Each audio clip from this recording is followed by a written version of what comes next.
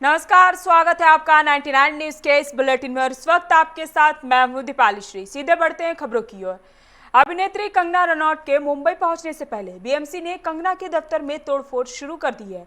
BMC ने Bandra waste के पाली हिल road पर स्थित कंगना रनौत के दफ्तर के कथित अवैध निर्माण को ध्वस्त करने की कार्रवाई शुरू कर दी है। बीएमसी की टीम जेसीबी और मजदूरों के साथ कंगना के दफ्तर पहुंच गई है और अवैध निर्माण को तोड़ा जा रहा है। इस बीच कंगना ने बीएमसी की टीम को बाबर की सेना कहा है। बीएमसी अफसरों का कहना है कि कंगना के दफ्तर के अंदर कई अवैध निर्माण किए गए हैं और इसलिए कार्रवाई की जा रही है। बता दें कि मुंबई जाने के लिए कंगना इस समय चंडीगढ़ में है। वो यहां से मुंबई के लिए फ्लाइट लेंगी। बता दें कि हिमाचल के मंडी में कंगना का पैतृक घर है। कंगना के साथ बहन रंगोली चंदेल, निजी सहायक और सुरक्षाकर्मी उनके साथ है। 22 श्रेणी की सुरक्षा मिलने के बाद सीआरपीएफ दस्ते ने मंगलवार देर रात मनाली पहुंचकर उनकी सुरक्षा का जिम्मा संभाल लिया है।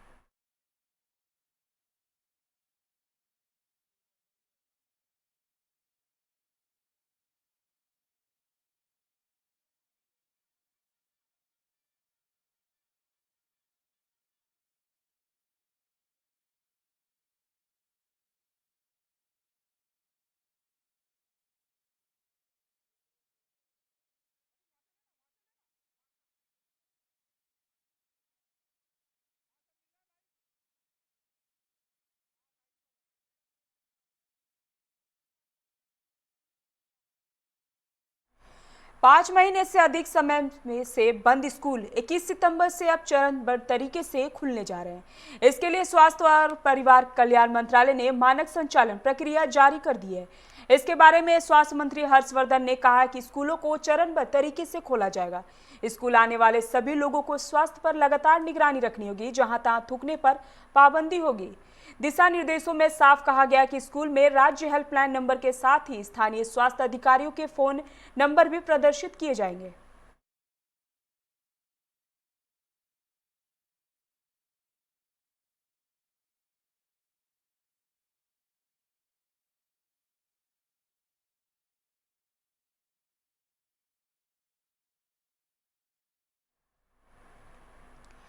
देश में लगातार बढ़ रहे कोरोना संक्रमण के बढ़ते मामलों के बीच ठीक होने वाले मरीजों की संख्या में तेजी से उछाल आ रहा है। संक्रमित मरीजों की तुलना में पूरी तरह से ठीक हो चुके मरीजों की संख्या लगभग 4 गुना हो गई है। हालांकि कोरोना महामारी की रफ्तार पर फिलहाल ब्रेक लगती नजर आ रही है।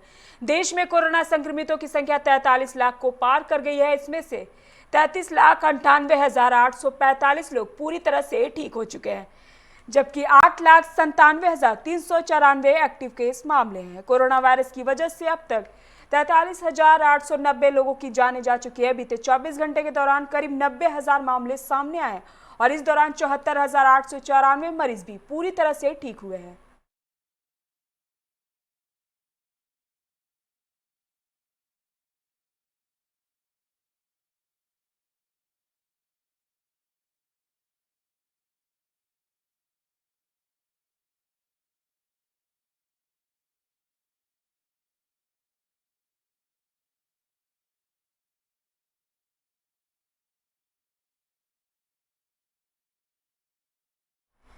बिहार में कोरोना मरीजों की संख्या 1,50,694 हो गई है। हालांकि एक्टिव केस 1,05,839 है। अभी तक 1,34,089 लोग ठीक हो चुके हैं।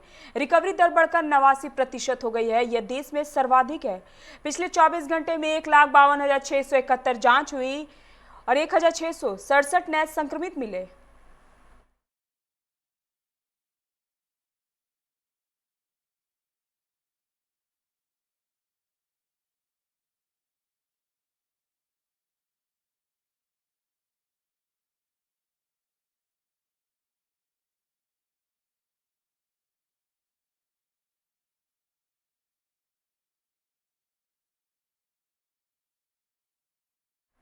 झारखंड में पिछले 24 घंटे में कोरोना के 2,682 नए मरीजों की पुष्टि हुई है। इसके साथ ही कोरोना संक्रमितों की कुल संख्या 54,502 हो गई है। 12 संक्रमितों की मौत भी हो गई है। इसके साथ ही कोरोना से मरने वालों का आंकड़ा 494 हो गया है। 2,652 मरीज स्वस्थ भी हुए हैं। राज्य में अब तक 39,134 संक्रमित स्वस्थ हो चुके हैं। इस समय राज्य में कोरोना के कुल एक्टिव केस 14,874 है।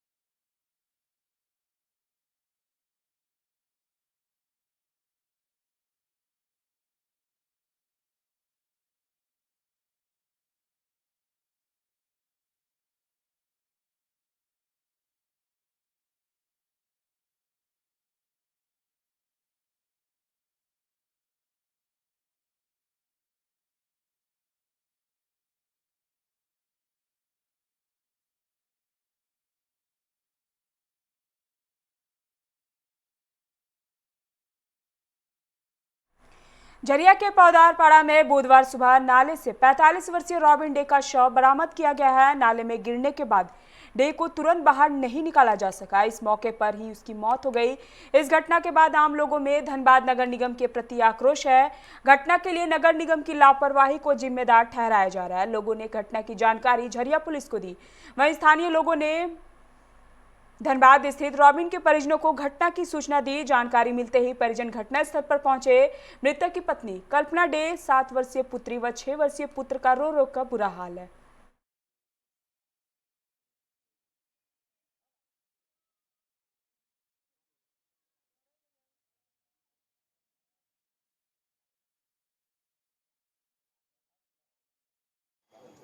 पता नहीं था, रात में कहीं ड्यूटी किया होगा, कोई मार दिया होगा, गिर गया होगा। अच्छा, इसीलिए ऐसा कोई प्रॉब्लम नहीं है, ऐसे कोई बीमारी भी नहीं है। क्या लगते थे आपके ये? हमारा भाई है, क्या भाई है। उनका क्या नाम? रोबिन मुंडा। आपका क्या नाम है? हमारा अशोक दे। इतना देर से ये थे तो खोजबीन इनका नहीं किए थे आप लोग? आज ये अभी फोन किया, हम फिर ही जा रहे थे, हम सोचे कि ड्यूटी किया आ जाएगा, साइकिल लेके गया, तो इसीलिए थोड़ा सा प्रॉब्लम हुआ कि हमारा भाई ऐसा हुआ। हमको फोन किया परिवार के RS प्लेस के पास, मिस्टर के पास गिरा हुआ। चचेरे भाई की हत्या के मामले में बीते 3.5 वर्षों से जेल में बंद झरिया के पूर्व भाजपा विधायक संजीव सिंह परिवार के सबसे बुजुर्ग सदस्य अपने चाचा विक्रमा सिंह को अपनी संपत्ति की देखभाल की जिम्मेवारी सौंपेंगे। विक्रमा सिंह उत्तर प्रदेश के बलिया में रहते हैं। वे वहां दोआबा क्षेत्र के पूर्व विधायक रह चुके हैं। वे संजीव सिंह के पिता सूर्यदेव सिंह के छोटे भाई हैं। संजीव के इस फैसले को लोग मास्टर स्ट्रोक के रूप में देख रहे हैं। बता दें कि मंगलवार को संजीव की ओर से अधिवक्ता मोहम्मद जावेद व लोक अभियोजक BD पांडे ने दलील दी। आधे घंटे तक चली इस बहस के बाद जिला एवं सत्र न्यायाधीश आलोक कुमार दुबे की अदालत ने संजीव के चचेरे भाई अभिषेक सिंह की आपत्ति को खारिज करते हुए संजीव सिंह की याचिका मंजूर कर ली है।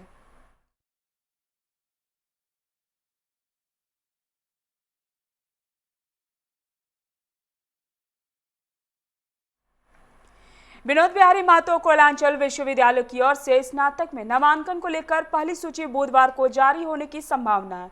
विश्वविद्यालय नामांकन सेल के अनुसार पहले चरण में PK रॉयल मेमोरियल कॉलेज और SSLT महिला कॉलेज में नामांकन के लिए मेरिट लिस्ट जारी कर दी गई है। इसके बाद आने वाले 2 दिनों में सभी 10 अंगीभूत कॉलेजों का लिस्ट ऑनलाइन जारी कर दिया जाएगा, जबकि 19 संबद्ध कॉलेजों की सूची उन कॉलेजों के प्रबंधन को उपलब्ध करा दिया जाएगा।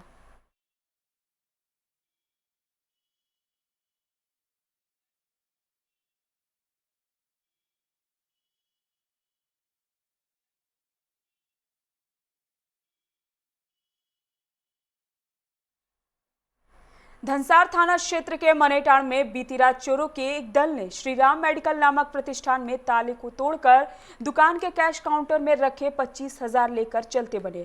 प्रतिष्ठान के संचालक ने बताया कि बुधवार की सुबह स्थानीय लोगों के माध्यम से दुकान में चोरी होने की सूचना मिली, जिसके बाद वो अपने दुकान में गए तो पाया कि ग्रिल और शटर सभी जगह पर लगे ताले टूटे हुए थे। उन्होंने दुकान के अंदर जाकर देखा तो काउंटर में रखे 25 से 30,000 रुपए गायब थे। दुकानदार का कहना है कि महाजन को भुगतान करने के लिए वह पैसे रखे हुए थे, जिसे बीती रात चोरों ने दुकान का शटर तोड़कर चोरी कर लिए।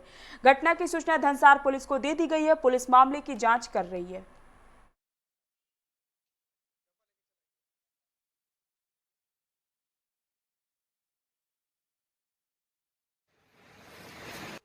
तीनों ताला देखे, वहाँ मेरा कटा हुआ शटर जो है जमीन से कुछ ऊपर में रख पड़ा हुआ था। तो हमने खोल करके जब देखा अपना दुकान करके कि ताला नहीं है, ताला भी मेरे दुकान में नहीं है तीनों। जब खोल करके देखा, जब देखा मैं पैसा जहाँ रखता हूँ वहाँ देखा सबसे पहले जा करके, तो मेरा पैसा भी नहीं था। एक डब्बा में हम रखे थे 25 से 30,000 रुपया। पार्टी पेमेंट हम लोग करते हैं, पार्टी पेमेंट करते हैं। 3-4 दिन का सेल होता है तो हम लोग पार्टी को पेमेंट करते हैं। इसी पर्पज से हम लोग पैसा दुकान में ही रखते हैं। जब देखें कि हमारा सामान पैसा नहीं है और सामान में किसी तरह का कोई कटौती नहीं है, सामान मेरा जैसे एज यूजुअल था। 1-2 सामान इधर तितर बितर किया हुआ था, बाकी और कुछ नहीं। पैसा ले गया? पैसा ले गया।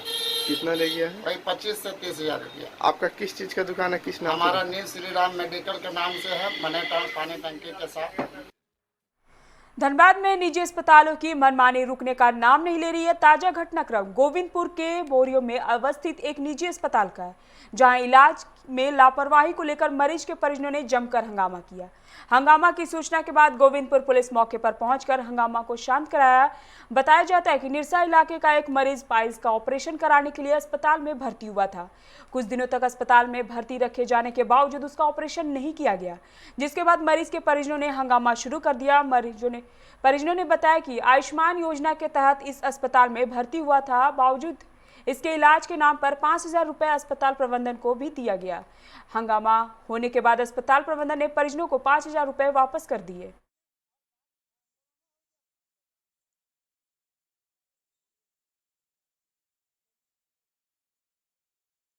बाल बेड का एक मरीज इनका यहाँ आज से 10 दिन पहले भर्ती कराया, और भर्ती कराने के बाद वो भी जो है ना मीडिया के माध्यम से आया और उनका लेके आया ताकि आयुष्मान कार्ड के द्वारा आपका इलाज किया जाएगा, जहाँ कोई पैसा नहीं लगेगा, बल्कि कुछ पैसा उसमें हम लोग का ज़्यादा जो आ जाएगा वो आपको देंगे। आने का क्रम में तुरंत 5,000 इन गरीब से ले लिया और बोला था 1 दिन बाद ऑपरेशन आपका हो जाएगा। यहाँ आने का बाद बोला कि नहीं, कोरोना टेस्ट कराना होगा। इनका पुराना कुछ जांच था ही इनका पास, वो सब देखने के बाद वो स्वीकार किया और फिर बाद में बोला गया कि यहाँ आपका कोरोना टेस्ट करवाए। कोरोना टेस्ट कराने के लाने के बाद भी 5 दिन में ऑपरेशन नहीं हुआ, और आज सुबह से पुलिस का धमकी देके यहाँ से भगाने में लगा था। तो फिर इनका फोन आया, फोन आने का हाँ पैसा लिया गया था, जो पैसा अभी गोविंदपुर थाना 5,000 रुपया लिया गया था। अभी पुलिस कोरोना जांच होना जरूरी है, और वैसे भी सरकारी नियम आ गया है कि बिना कोरोना जांच के पॉसिबल नहीं है ऑपरेशन। और ये भाई साहब यहाँ लोकल नेता बन करके बिना मतलब बेफिजूल हरकत करने आए हैं। अच्छा, आयुष्मान कार्ड में तो प्रावधान है कि मरीज से पैसा नहीं लेना है, तो फिर किस बात के पैसे लिए गए और किस बात के पैसे वापस लौटाए गए? सर, पैसे इनके ज़बरदस्ती से लौटाए जा रहे हैं। पैसे जो थोड़ा बहुत अगर कोई जांच वाँच के लिए ज़रूरी था उसके लिए लगा था। सुने थे कि वहाँ पर कुछ झंझट हो रहा है, जिसके लिए हमें आया। क्या देखा आपने यहाँ आकर? हम यहाँ आकर देखे कि एक बाहर में पीड़ित आदमी है जो कह रहा है कि हम बहुत दिन से आ रहे हैं, मेरा काम नहीं हो रहा है और हमसे पैसा लिए। फिर उसके बाद प्रबंधक द्वारा उसका पैसा लौटा दिया गया। झारखंड में चरमराई विधि व्यवस्था के खिलाफ जदयू ने राज्य के सभी जिलों के उपायुक्त के माध्यम से राज्यपाल को ज्ञापन सौंपा है। इससे पहले बुधवार को रणधीर वर्मा चौक पर एकत्रित हुए जदयू कार्यकर्ता ने सरकार की कार्यशैली पर नाराजगी जताई है। 11 सूत्री मांगों को लेकर जदयू के राज्य स्तरीय आंदोलन में मुख्य मांगे राजेश्वर मुर्मू हत्याकांड की सीबीआई जांच, धनबाद में सतीश सिंह हत्याकांड के दोषियों की अविलंब गिरफ्तारी शामिल है।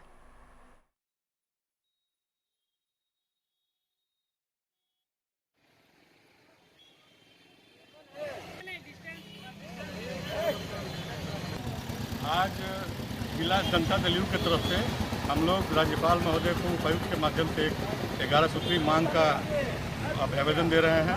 उसमें हम लोग यहाँ जो भी कमी है उसका उसमें निर्णय है विस्तार से, और जो कोरोना काल में जो लोग संक्रमित हो रहे हैं उनको क्या तकलीफ हो रही है उन सब का वर्णन है। उसको उन लोगों को क्या मुआवजा मिलना चाहिए, प्लस शरणार्थ धर्म कोड लागू होना चाहिए। झारखंड प्रदेश के सभी जिला उपायुक्त के को हम लोग राज्यपाल महोदय को ज्ञापन सौंपने जा रहे हैं प्रदेश अध्यक्ष के निर्देश पर, और हम लोग आज 11 सूत्री मांग धनबाद के उपायुक्त महोदय को सौंपेंगे, जिसमें मुख्य मुद्दा है कि जो शिरोधर मुर्मू के जो लड़के थे राजेश्वर मुर्मू छठी वंशज का, उनका जो हत्या 12 जून 2020 को कर दिया गया था, उसमें हेमंत सरकार द्वारा उस केस को जो लिपापोती करने का काम कर रही है, जनता दल यू उस कांड का सीबीआई जांच का मांग करते हैं।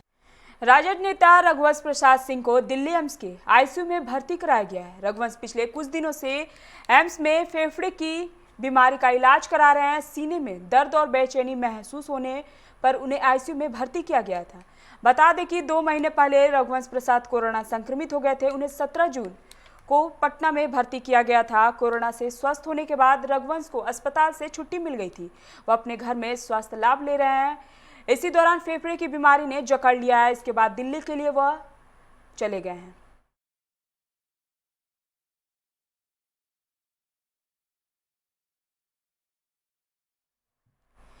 बिहार विधानसभा चुनाव के पहले नेता प्रतिपक्ष तेजस्वी यादव ने नीतीश सरकार के खिलाफ बेरोजगारी को मुद्दा बनाया है। बेरोजगारी व सरकारी संस्थाओं के निजीकरण के मुद्दे पर सरकार को घेरते हुए उन्होंने आम लोगों से अपील की है कि वे बुधवार की रात 9 बजे 9 मिनट तक घरों की लाइट ऑफ कर एक दिया, लालटेन या मोमबत्ती जलाकर विरोध प्रकट करें। तेजस्वी यादव ने फेसबुक लाइव के माध्यम से यह अपील की है।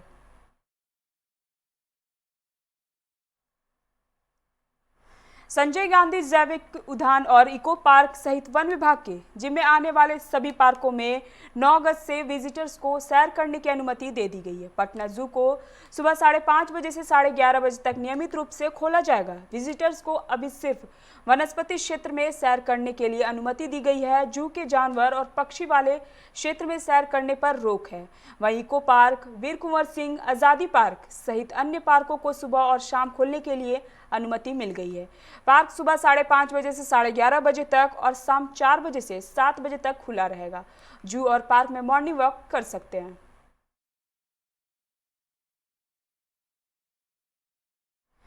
आसनसोल रेल पार्क के स्थानीय लोगों ने एक कमेटी का गठन कर बोरो चेयरमैन और उनकी पत्नी के खिलाफ मोर्चा खोला है। कमेटी ने डीआई को एक पत्र लिखकर बोरो चेयरमैन गुलाम सरवर और उनकी पत्नी पर आरोप लगाया कि वह फर्जी सर्टिफिकेट पर रेल अपार के एक स्कूल में नौकरी ली है। लोगों का दावा है कि गुलाम सरवर और उनकी पत्नी दोनों के कागजात फर्जी हैं और दोनों के खिलाफ उचित विभागीय कार्रवाई की जाए। कमेटी के सदस्य शबीर नवाज ने कहा कि फिलहाल वह डीआईओ को पत्र लिखकर न्याय की उम्मीद कर रहे हैं। डीआई अगर कार्रवाई नहीं करते हैं तो राज्य के शिक्षा मंत्री से शिकायत की जाएगी।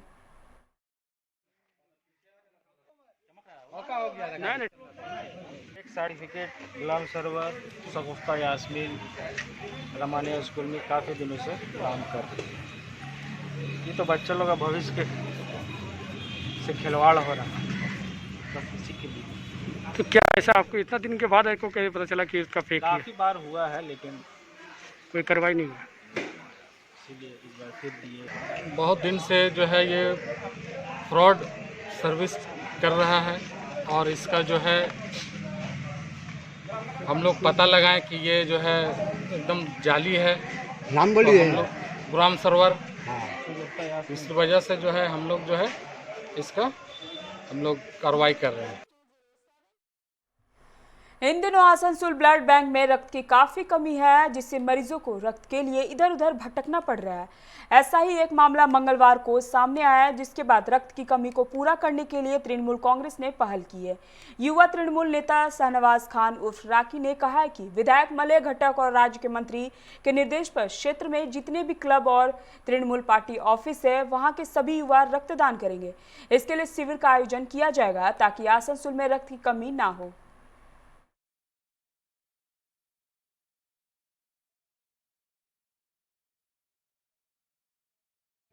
ब्लड बैंक में बहुत शॉर्टेज चल रहा है ब्लड का, तो इसीलिए करके बहुत शॉर्टेज चल रहा है ना, तो हम लोग कोशिश करेंगे कि हम लोग आसनसोल का जितना भी सस्ता क्लब है और जो ऑफिस है पार्टी वर्कर्स हम लोग।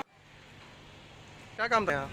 अभी कुछ लोग आए थे हमारे पास, हमारे आसनसोल उत्तर विधानसभा से, उनको ब्लड का दरकार था, तो हम लोग ब्लड बैंक आए थे लेने के लिए। लेकिन यहाँ आकर के पता चला कि ब्लड की बहुत ज़्यादा कमी है और ब्लड का बहुत ज़्यादा किल्लत होने की वजह कर ब्लड यहाँ पे ब्लड बैंक में ब्लड की कमी हो गई है। तो हम लोगों ने अपने आसनसोल उत्तर विधानसभा के एमएलए कोरोना के बढ़ते संक्रमण को रोकने के लिए जिला प्रशासन द्वारा चलाया जा रहा अभियान मंगलवार को बारिश के कारण प्रभावित हो गया। महज 45% लोगों की ही जांच हो सकी है। गौरतलब है कि कोरोना के चैन को तोड़ने के लिए जिला प्रशासन रैपिड एक्शन टेस्ट के लिए विशेष अभियान के तहत लगातार कैंप का आयोजन किया जा रहा है।